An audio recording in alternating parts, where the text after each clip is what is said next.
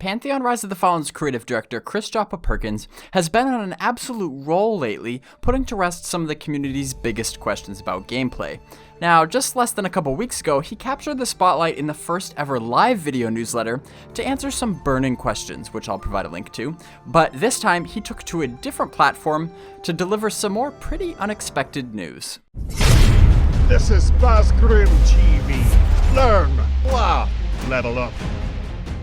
It's always exciting when Joppa returns to the monthly developer roundtable with community manager Ben Kilson-Walters. And this time it was a rare general Q&A session where fans could ask him pretty much anything about the game. Now, if you're brand new to Pantheon, I suggest you actually watch it in full because he does speak on some of the more fundamental questions about the game. But the full podcast is about an hour long, so for those that don't want to listen to the full thing, I'm going to do what I often like to do, which is boil it down to the highlights. The things that were new to the community and that he actually had more definitive answers for, because I don't want to broadcast information that's probably just going to change at some point. But I want to provide you with facts so you can have a more informed opinion about the game. And if you want more Pantheon coverage like this, hit the subscribe button now because this is where we always stay on top of the latest news in the game's development. But without any further ado, here are my top 3 highlights from the October 2019 Pantheon Developer Roundtable. In February 2017, Visionary Realms released this matrix, which detailed all the playable combinations of races and classes in Pantheon, and they explained how the deep lore of the game provided a very specific reason for why a race would or wouldn't be able to be a certain class. But unsurprisingly, there were still people that were maybe attached to a particular race and class in another MMO, and were looking forward to trying it out in Pantheon, but it wasn't available according to this chart. Now, the devs of course did make the disclaimer at that time that nothing is set in stone, but that was over 2 years ago now, and we haven't really heard anything about it since. But in this roundtable, Joppa had an interesting update on it. Yes, we will be revisiting it, and yes, we will most likely be making tweaks along the way, because just because we've come to those conclusions doesn't mean that as we sit with it longer, as you know, the lore and other thoughts and ideas surrounding the game continue to evolve and mature, that those previous decisions don't change and maybe things open up. And I'll give you an example. The Archai need to be able to be summoners, and so you can expect that one to change. Now, there is a reason that they were not able to be from the lore, and just as a little bit of context, as we sat with it, we thought, okay, the Archai were basically enslaved as these, as these beings of light, and were made to do the bidding of another. And now they have been, kind of through this ritual, kind of imbued into this elemental shell, this framework, and so they still have this kind of vestige of that prison and that old experience. And so would it make sense for an Archai to summon and bind this other entity to kind of do their bidding just the same way that they were, made to do another's bidding? And so we wrestled with that for a while and said, well, probably not. Like that they probably would have a hard time reconciling doing something like that to another being. It's just a little too close to home.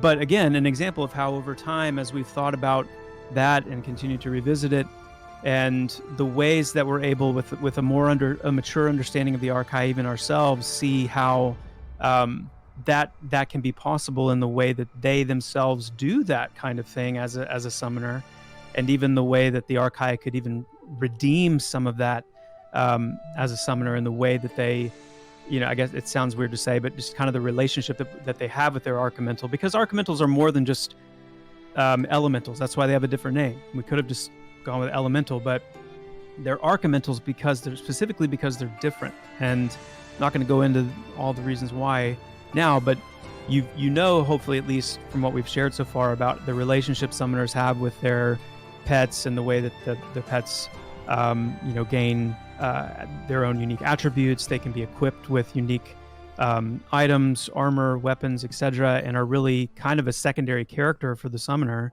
to equip and maintain and things like that. There is enough of a relationship there that ultimately we said, you know what, I think it does on so many levels make a lot of sense for the summoner, for the Archai to be summoners because of their heritage, and because of their elemental prowess, which the Archimentals are still bound to the elements.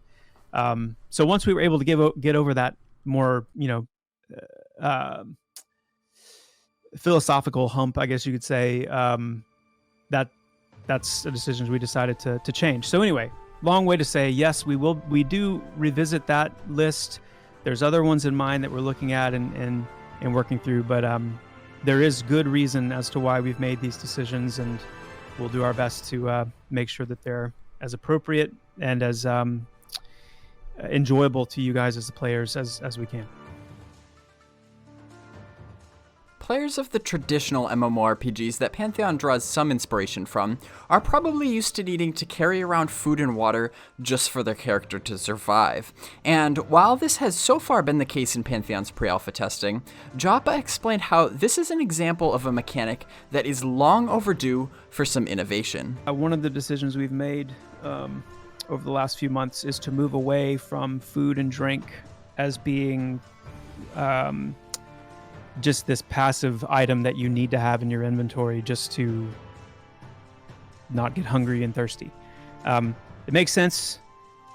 I get it on some levels, but at the end of the day, when you're sitting and you're looking at everything and just saying, is this fun? Is this enjoyable in any way? And it's not. Or is this just taking up a slot for the sake of it? It's just taking up slots, and it's just not fun. So no longer are you going to need food and drink just to stay able to regenerate health and regenerate mana. But we are moving more into that consumable direction where food and drink are going to serve as ways of getting, short-term, shorter duration, well, not just short-term, but just duration-based buffs.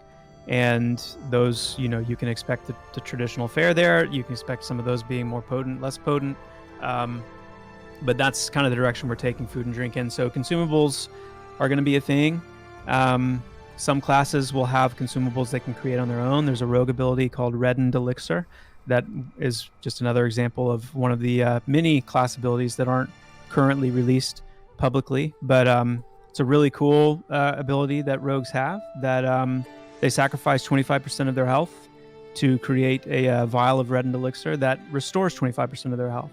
And if you combine that with the halfling racial, for example, of increasing the effectiveness of consumables, then a halfling rogue right there has a little bit of a more potent built-in health restore with that Reddened Elixir. But rogues in general will have that, and that's kind of in line with there's again several ranger consumables that we haven't released yet of things that they can create through their foraging and some stuff I'm excited for you guys to see, like Bright Fire Sap, nice. And a couple of other things that are going to be really cool on the consumable front. So you're going to see consumables becoming more of a thing, and I'm looking forward to that and excited to be moving away from the old food and drink paradigm. If you don't know what multiboxing is, it's when one person controls multiple characters on multiple accounts at the same time so that they can play as if they had a full group without having to actually talk to anyone else. And if you've been following the game for any length of time, you've probably seen this question come up at least once before. In fact, it even has an answer on the game's official FAQ page. But, like I said before, if the devs just left it at that, it probably wouldn't be making this highlights video.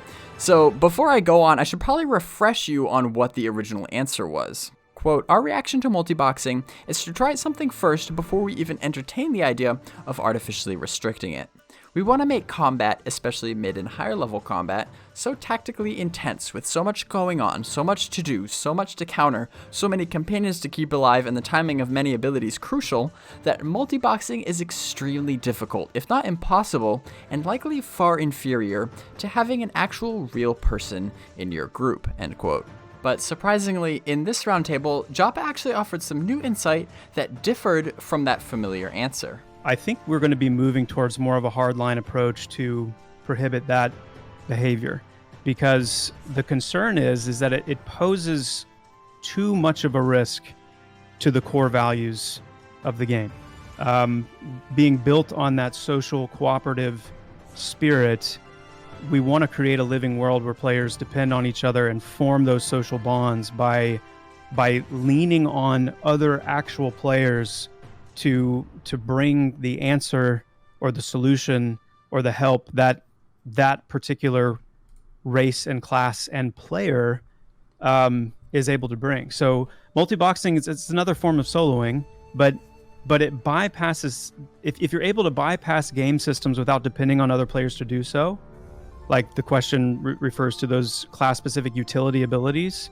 If you're able to just have a pocket druid to build your bridges and a pocket rogue to drop your ropes, like, I get where that's attractive on the soloing side of things, but it goes against the core convictions of building a living world where players are building these social contracts because they depend on what each other bring to the table. So while this is not an anti-soloing sentiment, because, I mean, again, I would much rather see soloing itself promoted and made more room for soloing than I would to see multiboxing being giving a nod to multiboxing, which, I mean, we all know too that saying we're not going to stop multiboxing is the same thing as saying, yeah, go ahead, because if you can multibox and no one's going to stop you, then that's what you're going to do. So anyway, that's the current stance on that. We will be, keeping an eye. If it's the kind of thing where it's like, okay,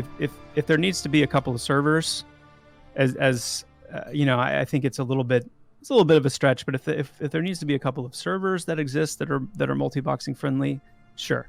But when it comes to the core game, when it comes to the mainline experience of playing Pantheon and what we are doing as developers to support and maintain those convictions, that's absolutely our approach. Well, with that, you should now be all caught up with the news from the October 2019 Pantheon Developer Roundtable. And at the end of it, Kilson actually confirmed that Joppa will be back on the roundtable in the near future because there were just that many questions that need answering. So, of course, we'll look forward to that, and you can count on me to let you know if he spills any good beans from it. Because hopefully this overall upward trend of communication from the devs can continue. And speaking of which, I'll be hosting another live community watch party for the next Pantheon video newsletter, which is on November 7th at 3 p.m. Eastern, and that will be on twitch.tv/BazgrimTV. We had a great turnout for the first one, so until then, you guessed it, my name is Bazgrim, and I'll see you there.